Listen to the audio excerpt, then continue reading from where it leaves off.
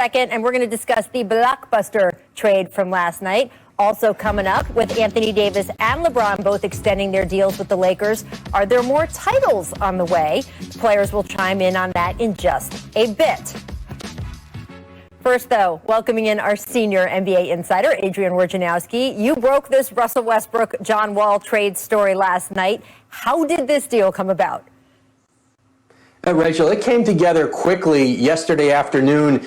Rafael Stone, Houston's GM, Tommy Shepard, Washington's GM, hadn't really had a conversation about this potential trade since right before the draft. Thad Fouché from Wasserman, who is Russell Westbrook's agent, helped to get those two talking again yesterday.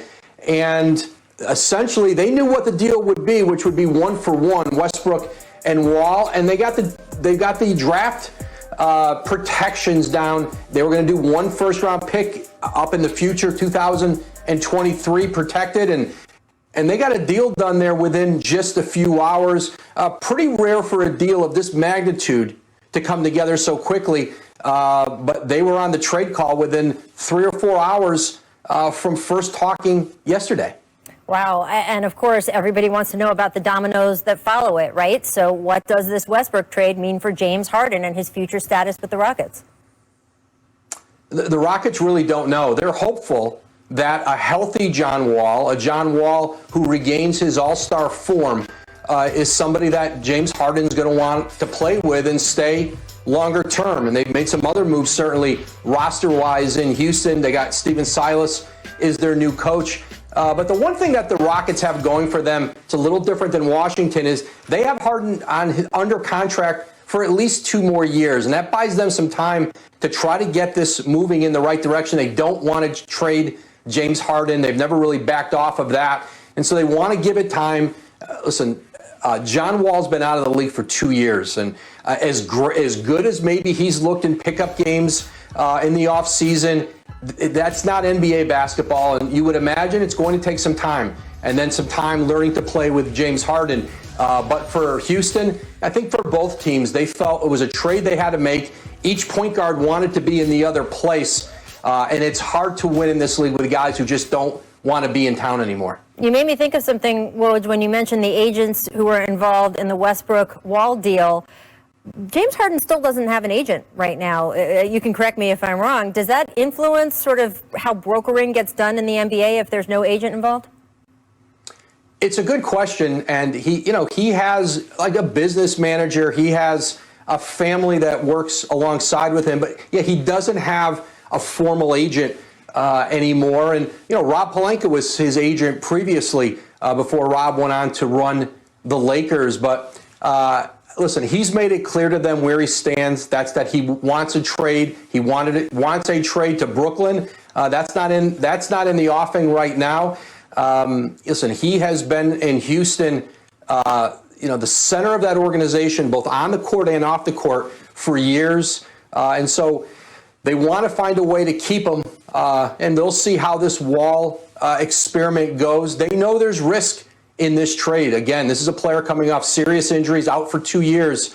They're hopeful that a healthy John Wall is someone that James Harden decides he wants to play with, but they don't know for sure. Well, you mentioned Rob Pelinka, so let's move on to the Lakers because, boy, Rob Pelinka had quite an exceptional offseason. This morning, you also broke the news of Anthony Davis taking the full 5-year max from the defending champs. I remember you reporting on our free agency special, Davis was going to take his time to make his decision, had multiple options before of how he wanted to structure this. How did him and his camp come to 5 years as opposed to taking something shorter? Well, obviously the guaranteed money, and you can do a shorter deal, but there is always risk based on injury, based on a lot of factors. You're guaranteeing yourself $190 million with this deal, and a chance to go back potentially in the free agency. There's a player option, early termination option on the deal after the 4th year. Mm-hmm. So he'll be 32 years old. He can do a new deal with the Lakers or go into free agency. And go back and get, you would think, if he stays healthy, another max deal. And so I think the security of those 4 years, LeBron James obviously signed up for just 1 year less than him. Hey, he wanted this trade to the Lakers. He got there. He won a championship. There's nowhere else he wants to play right now. I think it made sense to them to make that longer commitment to L.A. Well, the rich get richer, and by the rich, I really mean everybody involved in that discussion. Woj, thank you so much for stopping Thanks, by. Rach. If any more bombs drop in the next hour, we'll be here. I just want to point that out. Thank you so much. I'll be here too. Okay. Excellent. I want to bring our players back in, and I want to start with you, Richard. Is Westbrook for Wall a good idea for both teams, one team, either team? How do you see this trade? I think it's a great move for Washington. Look, we've seen what Russell Westbrook can do. He can take a team on his back. It also puts Bradley Beal in a position to just do what he does, and that is score and shoot at a high level. I actually really like this pickup for the Washington Wizards. Now, the Houston Rockets, that's a completely different story. And with all due respect to John Wall, he is very similar to Westbrook, but not quite as good as Westbrook. Plus, he's coming off two major injuries, including an Achilles. So explain to me how this could be even remotely close to a good deal for Houston. I just don't see it. I think that this is just another step of them trying to change the entire organization, and I believe that James Harden is next. Well, RJ, you speaking the gospel, and I was going to get on you about your plain white wall with no Christmas decorations on Very it. sad. But I'm going to let you make it because you speak. Yeah, I'm going to let him make it, Rachel, because he's speaking the gospel. But Washington, in my opinion, won big in this deal. When you talk about Russell Westbrook, a guy that already knows Scotty Brooks, has a great relationship with him, respects Scotty Brooks along with Robert Pack, those two guys could hold Russ accountable. And like Richard said, Bradley Beal is going to benefit tremendously playing alongside Russell Westbrook, like Paul George did a few years ago when he was in MVP conversation. And now you have spacing over there with David Bertans, who's one of the most deadliest three-point shooters in the game today, a young stud in Rui Hachimura. He says you have a spark plug off the bench in Ish Smith, a dog who they call on the defensive end in Troy Brown. So I like the makeup of those Washington Wizards team. You add a Russell Westbrook, a Ferrari engine to this ball club, and guess what, Rachel? It brought chocolate back to Chocolate City. Well, look, Okay. I don't know what that means. I do. I'm from D.C. Perk, I got you.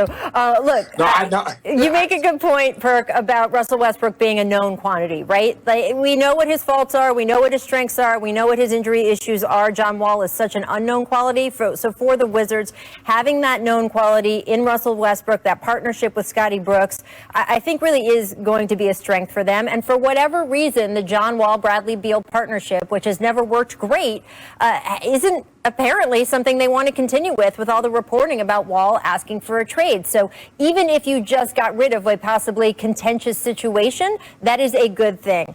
For Houston, this is a huge gamble because we have no idea what John Wall is going to be. John Wall, frankly, doesn't know what John Wall is going to be. The injury history of guards in particular, coming back from Achilles injuries is not good, so he will have to buck that.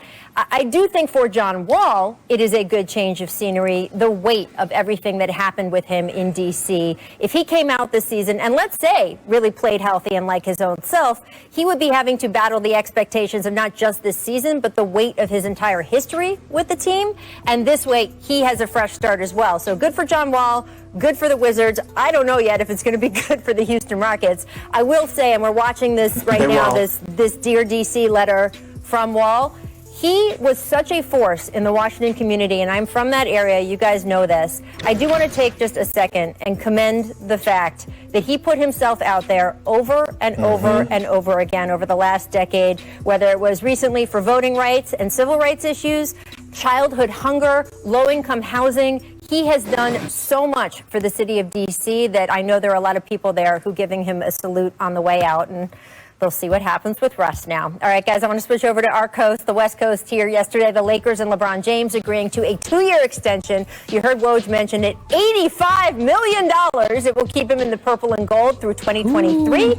And as I did discuss with Woj, AD and the Lakers, full 5-year max extension, keeping him with the franchise until 2025. So, Perk, how many more titles can the Lakers win with this duo? Because LeBron is on 4 now, and you know who's at 5 and 6, respectively. Just saying. Right. And look, to be honest, I see the Lakers winning at least 2 titles, Rachel. And here's why. Yes, because of LeBron James and Anthony Davis, but I want to mention Rob Pelinka. He has done a great job in this offseason. He went out in free agency and did his thing. I mean, he went out like the Lakers lost the championship. He went out like the Clippers should have did in the offseason.